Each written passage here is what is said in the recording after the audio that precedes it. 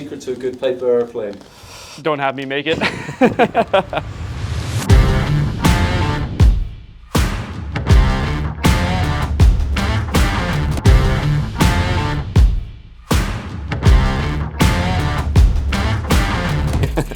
It's terrible. Symmetry would be the correct answer. And you need some elevators here in the back.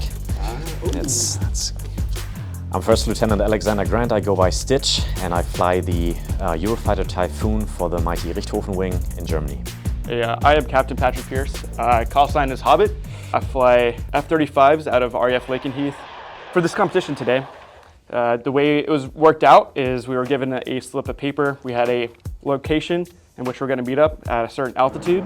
We would not know who we're fighting until we turned in and at the merge. So as our aircraft passed by each other, I'm like, oh boy, there's a Eurofighter, which is actually like pretty cool. I've never seen an F-35 so close. When we train in Germany, I only fight other Eurofighters, and you don't really understand what your advantage is. And today, with the Eurofighter having a little bit more thrust than the F-35, for example, I could definitely understand what the advantage of my aircraft is. And we were ever facing each other.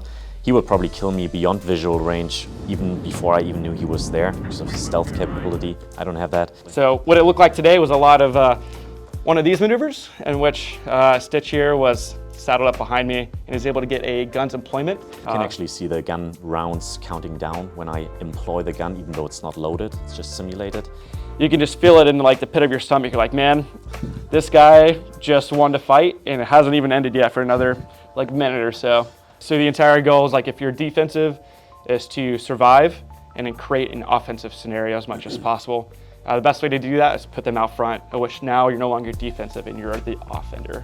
He will probably be able to tell that I'm going in for guns by pointing my aircraft at him. And if I don't have my closure under control, I'm way too fast, he can basically just brake, and then I'm like, oh, and now I'm shooting behind his tail, and now I'm defensive. You're underneath a lot of G's, if you will. You're going through some pretty extreme flight dynamics. If you're 200 pounds, that equals, 1,800 pounds of like what your body feels like at that time. You're looking behind, you're looking up, you're looking around, and you're underneath that kind of strain. It puts a pretty big physical strain on your body. I would say I turn my head up to 7 Gs. After that, I don't do anymore, but that's not good for the neck, so.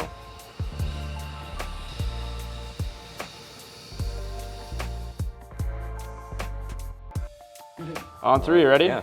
All right, 1, 2. Well done.